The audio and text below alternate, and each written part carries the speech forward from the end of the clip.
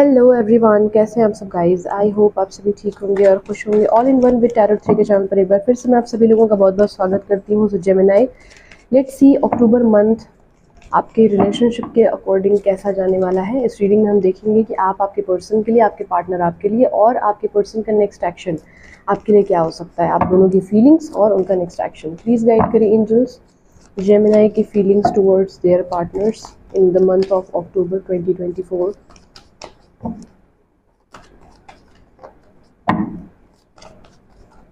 Last shuffle.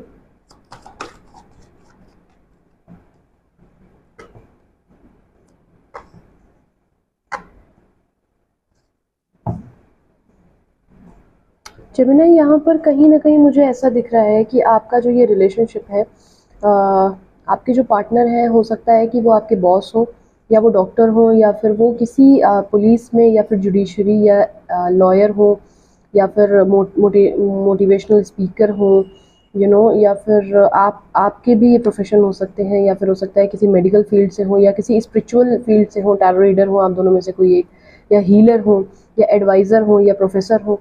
इस तरीके का कुछ एस्पेक्ट्स यहाँ पर बन रहे हैं। At the same time possibilities है कि इनका जो बैकग्राउंड है वो काफ़ी ज़्यादा आप दोनों में से किसी एक का रिच हो सकता है, बहुत ज़्यादा नामी ग्रामी लोग हो सकते हैं, गांव से या फिर ज़मीन जायदाद से काफ़ी मजबूत हो सकते हैं आप लोग।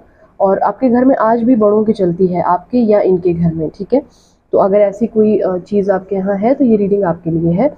सी यहाँ पर मुझे ऐसा लग रहा है कि आप जो हैं कहीं ना कहीं वो बिल्कुल स्टैंड लेने की पोजीशन में है कि अगर शादी करनी है तो मैं हर तरीके से तैयार हूँ, चाहे वो ट्रेडिशनली हो या फिर लीगली हो। शादी करने के लिए आप बिल्कुल स्टैंड लेने के लिए तैयार हैं, लेकिन आपको ऐसा फील हो रहा है कि जो आपके पर्सन है कहीं ना कहीं वो अपने पेरेंट्स या फिर ऐसा हो सकता है, पॉसिबल हो कि वो आपके लिए स्टैंड ना ले पा रहे हो ड्यू टू हर वाइफ और ड्यू टू हिज वाइफ और हर हस्बैंड, ठीक है। कहीं ना कहीं कुछ ऐसी सरकमस्टेंसेस बन रहे हैं कि ये चाह करके भी आपकी तरफ उस तरीके से नहीं आ पा रहे हैं जो स्टैंड इनको लेना चाहिए, क्योंकि अपने बारे में सोचने से पहले इनको बहुत सारे लोगों के बारे में सोचना पड़ता है। ये ऐसी पोजीशन में है, सिर्फ अपने बारे में सोच कर ये स्टैंड नहीं ले सकते। या तो इनकी कोई बहन है छोटी, जो अगर ये आपसे शादी करते हैं तो अदर कास्ट अदर रिलीजन के हैं आप लोग, तो उनकी शादी नहीं हो पाएगी।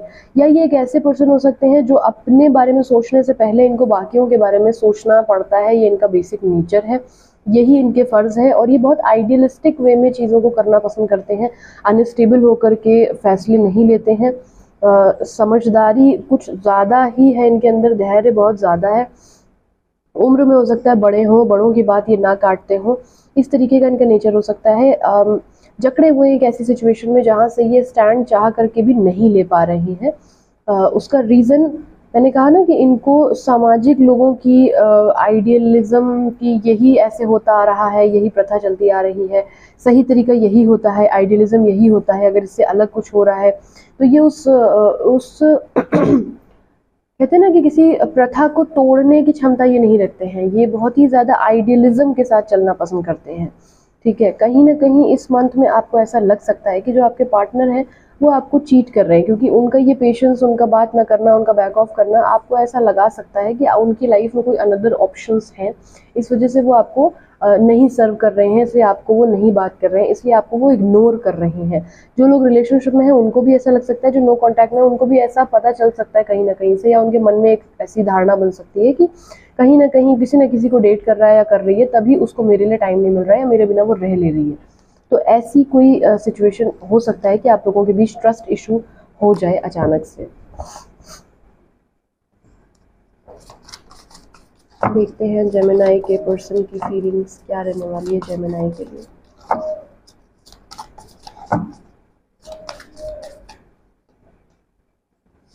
Queen of Pentacle, Temperance, The World and Knight of wands.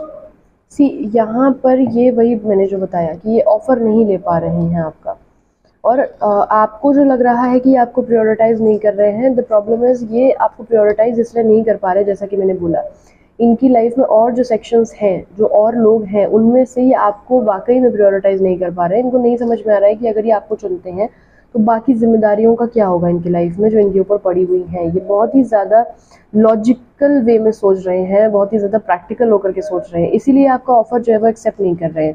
इनके लिए इनकी रेपुटेशन, इनका मान सम्मान, सामाजिक स्तर पर इनके परिवार को लेकर उनकी इज्जत, सारी चीज़ें बहुत ज़्यादा मैटर करती हैं। और मटेरियलिस्टिक हो रहे हैं, थोड़ा सा प्रैक्टिकल ज़्यादा हो रहे हैं, दिल दिमाग से कम सोच रहे हैं इस मंथ में। ये देखिए चीज़ें ये बैलेंस आउट करना चाहते हैं, आपको और अपनी फैमिली को, या आपको या अपने हस्बैंड वाइफ को एक सेम पेज पे लाना चाहते हैं, लेकिन इनको कहीं ना कहीं किसी कार्मिक साइकिल का ये सामना कर रहे हैं। कहीं ना कहीं एक कार्मिक साइकिल भी आप लोगों की चल रही है। कुछ लोगों का लॉन्ग डिस्टेंस रिलेशनशिप हो सकता है, या अगर फीमेल है तो एज में बड़ी हो सकती हैं।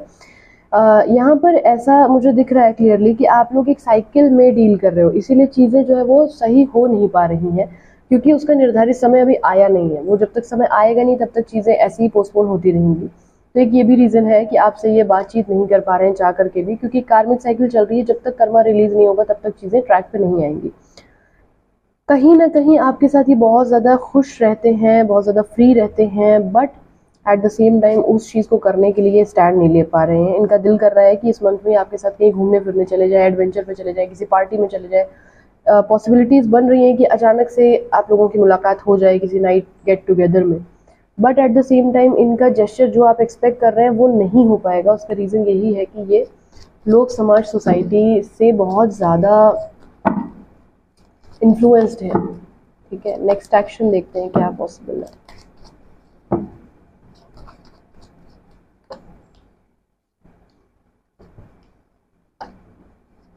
मेजर अरकाना ने ही सारे कार्ड्स दिए हैं। ठीक है, यहाँ पर द सन विद जजमेंट। देखिए ये आपके साथ न्यू स्टार्ट करना चाहते हैं, और ये न्यू स्टार्ट करेंगे, लीप ऑफ फेथ लेंगे, आपकी तरफ रिस्क लेंगे, एक ज़ीरो से स्टार्ट आपके साथ ये करेंगे, आपको जस्टिस देंगे।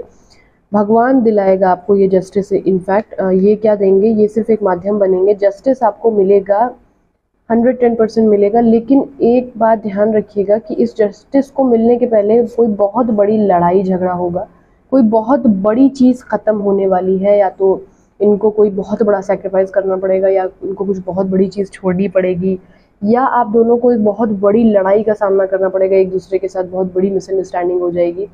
बेसिकली एक साइकिल जब एंड होती है तभी न्यू साइकिल स्टार्ट होती है। तो आपकी साइकिल जो चल रही थी द वर्ल्ड के साथ, वो एंड तो हो रही है, लेकिन वो एंड होने के साथ आपको आजमाएगी। अगर तो आप इसमें टिक गए, आप दोनों टिक गए, वो लड़ाई झगड़ा, लोग समाज, सोसाइटी से आप डरे नहीं, घबराए नहीं, तब तक तो बहुत अच्छी बात है कि आप रीयूनाइट हो जाओगे। बट अगर कुछ कपल्स जो हैं इसमें गिव अप कर जाते हैं, तो उनके लिए वाकई में ये फिर साइकिल एंड ही हो जाएगी। तो ये एक सिचुएशन है। बट 3 के 3 मेजर का ना बहुत ही पॉजिटिव कार्ड्स हैं। रिस्क बहुत बड़ा है, जो भी एक्शन लेंगे रिस्क बड़ा होगा, स्टैंड बड़ा होगा, but at the same time आपको पेशेंस रखना है कि उस लड़ाई को बहुत ज़्यादा एग्जैजरेट नहीं करना है, सीरियसली नहीं लेना है, क्योंकि ये समझना है कि अगर ये वर्स्ट कंडीशन आ रही है तो इसके बाद सूरज निकलने वाला है। ठीक है, सूर्य देवता का कार्ड भी आया है। So this is it. I hope इससे आपको कुछ क्लैरिटी मिली हो। अगर आप और ज़्यादा अपनी पर्सनल लव लाइफ के बारे में जानना चाहते हैं तो डिस्क्रिप्शन बॉक्स में नंबर दिया हुआ है, आप कॉन्टैक्ट कर सकते हैं। रीडिंग अच्छी लगी हो तो लाइक करिएगा, चैनल अच्छा लगा हो तो सब्सक्राइब करिएगा, और कमेंट सेक्शन में मुझे बताना मत भूलिएगा कि नेक्स्ट रीडिंग आपको कौन से टॉपिक पे चाहिए। फिलहाल के इतना ही, खुश रहिए, बाय।